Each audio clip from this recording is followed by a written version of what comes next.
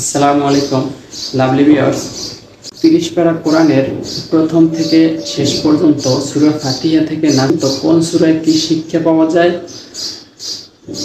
কি আদেশ, কি নিষেধ, কি সুসংবাদ, এগুলো সম্পর্কে ধারাবাহিক আলোচনা হবে। আপনারা সাথে থাকবেন এবং উপভোগ করবেন। তো আজকে প্রথম দিনে সূরা ফাতিহা এবং সূরা বাকারার প্রথমার্ধ পড়া হয়েছে। এর থেকে কি শিক্ষা পাওয়া যায় আমরা সেটা দেখব, কি আদেশ আছে, কি নিষেধ আছে। তো চলুন শুরু করা যাক। প্রথম দিনে কোরআনের 1.5 পারা পড়া হয়। এখানে সূরা ফাতিহা ও সূরা বাকারার প্রথমার্ধ শেষ করা হয়। সূরা ফাতিহা থেকে যেসব তথ্য পাওয়া যায়, সূরা ফাতিহাকে হাদিসে উম্মুল কোরআন বা কোরআনের মূল বলা হয়। মূল বিষয় 3টি। প্রথম 1 নাম্বার মহান আল্লাহ তাআলার প্রশংসা করা। 2 নাম্বার ইবাদত বা প্রার্থনা কেবল আল্লাহর জন্য, তার স্বীকারোক্তি। 3 হেদায়েত বা সরল সঠিক পথের নির্দেশনা এবং আল্লাহর ক্রোধের পাত্র ও পথভ্রষ্টদের পথ থেকে আত্মরক্ষা।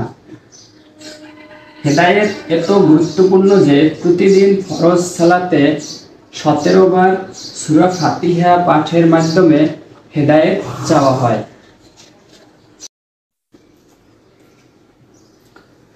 সূরা বাকারাতে 286টি আয়াত আছে। সূরা বাকারা সবচেয়ে বড় সূরা। সূরার শুরুতে আল্লাহ তাআলা ঘোষণা করেছে, এই কোরআনের প্রত্যেকটি বিষয় সন্দেহাতীতভাবে সত্য, এটি মুত্তাকিদের জন্য পথ প্রদর্শক। এরপরে মানুষকে মুত্তাকি, কাফির ও মুনাফিক এই 3 ভাগে ভাগ করা করে এদের বৈশিষ্ট্য, পরিণামের কথা বলা হয়েছে। যারা গায়েবের প্রতি ঈমান আনে, সালাত কায়েম করে, দান করে, কিতাবে বিশ্বাস করে, আখিরাতে বিশ্বাস করে, তারা মুত্তাকি এবং আল্লাহর হেদায়েত প্রাপ্ত প্রকৃত সফলকাম।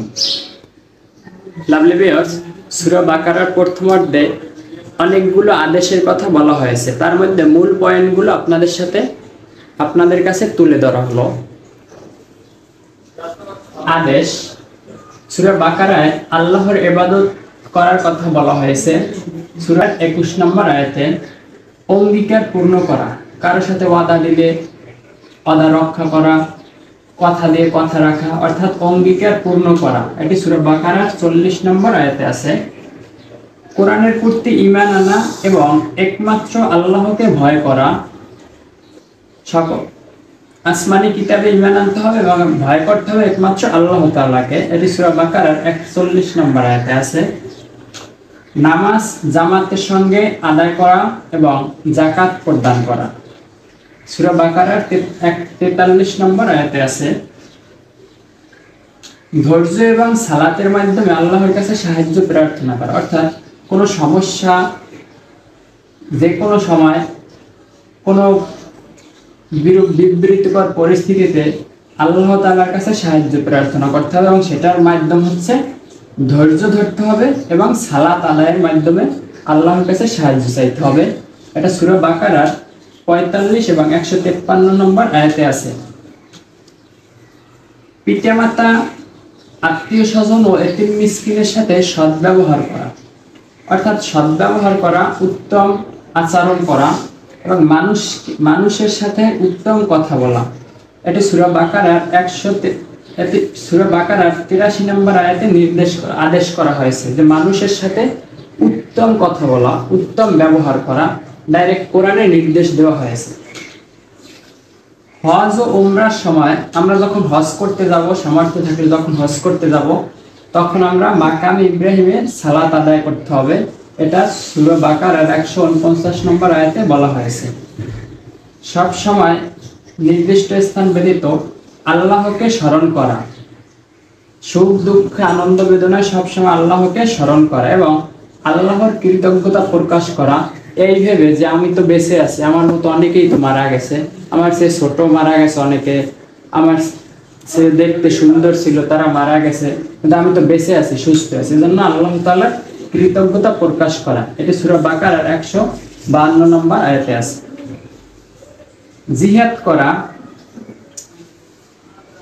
জিহাদ যদি কোনো পর্যায়ে জিহাদ করতে হয় আমাদের ইসলামের জন্য, তখন আমাদের জিহাদ করা ফরজ। এটা সূরা বাকারা 153 নম্বর আয়াতে আছে। সামর্থ্য থাকলে হজ করা, এই হজের নির্দেশ দেওয়া হয়েছে 196 নম্বর আয়াতে। ইস্তেগফার করা, বেশি বেশি ইস্তেগফার করা, কারণ আমরা সবাই গুনার মধ্যে লিপ্ত থাকি এবং আমাদের দ্বারা ভুল হতেই থাকে। আল্লাহর অশেষ নিয়ামত পাওয়া সত্ত্বেও আমরা কৃতজ্ঞতা প্রকাশ করতে পারি না। এজন্য আল্লাহ তাআলার কাছে ইস্তেগফার করতে হবে। তো এজন্য আল্লাহ তাআলা নিজেই শিক্ষা দিয়েছে, ইস্তেগফার করার কথা নির্দেশ দিয়েছে 199 নম্বর আয়াতে। ঘটনা প্রবাহ 5, ইব্রাহিম আলাইহিস সালাম ও ইসমাঈল আলাইহিস সালামের কাবার ভিত্তি নির্মাণ। এবং কাবার ভিত্তি নির্মাণের সময় ইব্রাহিম আলাইহিস সালাম চমৎকার কিছু দোয়া করেছিলেন, যেগুলো আমাদের শিক্ষার জন্য এবং আমাদের জন্য খুবই গুরুত্বপূর্ণ। আল্লাহ তাআলা কোরআনে এগুলো উল্লেখ করেছেন। তো এটি হচ্ছে সূরা বাকারার 127 থেকে 129 নম্বর আয়াতে এই দোয়াগুলোর কথা বলা হয়েছে। 6, মুসলমানদের প্রথম কিবলার কথা আলোচনা করা হয়েছে। মুসলমানদের প্রথম কিবলা ছিল বাইতুল মুকাদ্দিস। মক্কি জীবনে বাইতুল মুকাদ্দিসের দিকে মুখ করে নামাজ পড়া হতো, সালাত আদায় করা হতো। এবং মদিনার জীবনেরও 17 মাস বাইতুল মুকাদ্দিসের দিকে নামাজ আদায় করা হতো। পরে নবীজির আকাঙ্ক্ষার জন্য, নবীজির খুশির জন্য আল্লাহ সুবহানাহু ওয়া তাআলা বাইতুল মুকাদ্দিসের পরিবর্তে বাইতুল্লাহকে কিবলা করে দিয়েছেন। এটি সূরা বাকারার 142 নম্বর আয়াতে উল্লেখ করা হয়েছে। বাকারাতে আল্লাহ সুবহানাহু ওয়া তাআলা অনেক বিষয়ে নিষেধ প্রদান করেছে, যেগুলো থেকে আমাদের দূরে থাকতে হবে এজ এ ঈমানদার হিসাবে। তো সেগুলো জেনে নেওয়া যাক। আল্লাহর সাথে কাউকে শরীক না করা, অর্থাৎ শিরক। আল্লাহর কাছে কাউকে শরীক করা হচ্ছে সবচেয়ে বড় অপরাধ, যেটা আল্লাহ সুবহানাহু ওয়া তাআলা আল্লাহর সাথে কাউকে শরীক না করার জন্য নির্দেশ দিয়েছেন সূরা বাকারা 22 নম্বর আয়াতে। কোরআনে অবিশ্বাস না করা, অর্থাৎ কোরআনকে বিশ্বাস করতে হবে 100 কোনো দ্বিমত অথবা কোনো সন্দেহ পোষণ করা যাবে না। এবং আল্লাহর আয়াতের বিনিময়ে পার্থিব স্বার্থ গ্রহণ করা যাবে না, অর্থাৎ আল্লাহর কোরআনের মাধ্যমে পার্থিব স্বার্থ গ্রহণ হবে, অর্থাৎ পার্থিব কোনো কিছু আয় হবে, এরকমের চিন্তা থেকে দূরে থাকতে হবে। এটি সূরা বাকারার 41 নম্বর আয়াতে আল্লাহ সুবহানাহু ওয়া তাআলা নিষেধ করেছেন। সত্য এবং মিথ্যা মিশ্রণ করা যাবে না, অর্থাৎ সত্যকে মিথ্যা, মিথ্যাকে সত্য এভাবে মিশ্রিত করা যাবে না, এবং সত্যকে গোপন করা যাবে না। আল্লাহ সুবহানাহু ওয়া তাআলা এই নিষেধ করেছেন সূরা বাকারার 42 নম্বর আয়াতে। পরস্পরে রক্তপাত না করা, যুদ্ধ বিগ্রহ, জিহাদ ব্যতীত অথবা ইসলামের স্বার্থ ব্যতীত কোনো যুদ্ধ বিগ্রহে জড়িত না হওয়া, রক্তপাত না করা, কাউকে ভিটামাটি ছাড়া না করা, অর্থাৎ কারো বাড়ি দখল না করার জন্য আল্লাহ সুবহানাহু ওয়া তাআলা সূরা বাকারার 84 নম্বর আয়াতে এই নির্দেশ দিয়েছেন, নিষেধ করেছেন। সন্দেহ পোষণকারীদের অংশভুক্ত না হওয়া, অর্থাৎ কারো প্রতি কোনো সঠিক তথ্য না জানার আগে সন্দেহ করা যাবে না। এটি আল্লাহ সুবহানাহু ওয়া তাআলা সূরা বাকারার 147 নম্বর আয়াতে নিষেধ করেছেন। আল্লাহর অকৃতজ্ঞ না হওয়া, সর্বসময় সব বিষয়ে আল্লাহর কৃতজ্ঞতা প্রকাশ করতে হবে। আল্লাহর অকৃতজ্ঞ হওয়া যাবে না, যে কোনো পরিস্থিতিতে সুখ দুঃখ আনন্দ বেদনায় আল্লাহর অকৃতজ্ঞতা প্রকাশ করা যাবে না, আল্লাহর কৃতজ্ঞতা প্রকাশ করতে হবে। তো এটা আল্লাহর অকৃতজ্ঞতা না হওয়া, এটা আল্লাহ সুবহানাহু ওয়া তাআলা সূরা বাকারার 152 নম্বর আয়াতে নিষেধ করেছেন। শয়তানের অনুসরণ না করা, অর্থাৎ যে কাজ নিষেধ করা হয়েছে সেই কাজ করাই হচ্ছে শয়তানের অনুসরণ করা। সুন্নাতের পরিপন্থী কাজ না করা, তাহলে শয়তানের অনুসরণ না করা। শয়তানি কোনো কাজ না করে। এজন্য আল্লাহ সুবহানাহু ওয়া তাআলা 168 নম্বর আয়াতে নির্দেশ করেছেন অন্যায়ভাবে কারো সম্পদ ভক্ষণ না করা। আমাদের সমাজে যেটা হয়ে আসছে, দুর্বলদের সম্পদ, যারা সব শক্তি আছে, যাদের পাওয়ার আছে, তারা ভক্ষণ করে, অন্যায়ভাবে সম্পদ হরণ করে। আল্লাহ সুবহানাহু ওয়া তাআলা পবিত্র কোরআনের সূরা বাকারার 188 নম্বর আয়াতে এটা নিষেধ করেছেন। এবং নিজের জীবনকে ধ্বংসের সম্মুখীন না করা। আমরা অনেক সময় নিজের প্রতি নিজে জুলুম করি বিভিন্ন কারণে। নিজের জীবন ধ্বংস হবে, নিজের জীবন খারাপ পথে যাবে, এরকমের কোনো কাজ থেকে এরকমের কোনো কাজের ধারে যাওয়া যাবে না। অর্থাৎ নিজের জীবনকে ধ্বংসের সম্মুখীন করা যাবে না। আল্লাহ সুবহানাহু ওয়া তাআলা এটি সূরা বাকারার 195 নম্বর আয়াতে নিষেধ করেছেন। তো আশা করি আপনাদের খুবই উপকৃত হবে এবং আমরা আমল করব এই বিষয়গুলো। আল্লাহ সুবহানাহু ওয়া তাআলা সূরা বাকারায় প্রথমার্ধে মুমিনদের জন্য কিছু সুসংবাদ রেখেছেন এবং কিছু দোয়া করতে বলেছেন। তো সেগুলো হচ্ছে, যারা ঈমান আনবে, সৎ কাজ করবে, তাদের জন্য একাধিক আয়াতে জান্নাতের সুসংবাদ দেওয়া হয়েছে।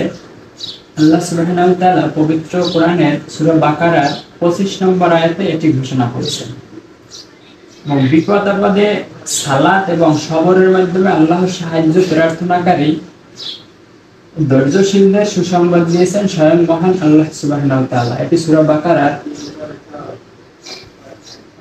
বিপদ আপদে সালাত ও সবরের মাধ্যমে আল্লাহর সাহায্য প্রার্থনাকারীর জন্য ও ধৈর্যশীলদের জন্য আল্লাহ সুবহানাহু ওয়া তাআলা সুসংবাদ দিয়েছেন সূরা বাকারার 153, 55, 56 নম্বর আয়াতে। এবং দোয়া শিখিয়ে দিয়েছেন মুমিনদেরকে, হে আমাদের রব, আমাদের পক্ষ থেকে কবুল করুন, নিশ্চয়ই আপনি সর্বশ্রোতা ও সর্বজ্ঞানী। এটি সূরা বাকারার 127 নম্বর আয়াতে আছে। এবং আরেকটা দোয়া শিখিয়ে দিয়েছেন, রব্বানা আতিনা ফিদ দুনিয়া হাসানাতাও ওয়া ফিল আখিরাতি হাসানাতাও ওয়া কিনা আযাবান্নার। অর্থ, হে আল্লাহ, আমাদের দান করুন দুনিয়া ও আখিরাতের কল্যাণ এবং জাহান্নামের শাস্তি থেকে রক্ষা করুন। আশা করি সূরা বাকারার প্রথমার্ধের যে আয়াত তেলাওয়াত করা হয় প্রথম তারাবিতে, এ থেকে মোটামুটি কিছু আলোচনা করতে পেরেছি। আল্লাহ দান করেছেন এবং আপনারাও উপকৃত হবেন এই কামনায় আমার জন্য দোয়া করবেন। ধারাবাহিকভাবে এরকমের আসতে থাকবে, আপনারা উপভোগ করবেন এবং ফলো এবং লাইক করে সাথে থাকবেন। আসসালামু আলাইকুম।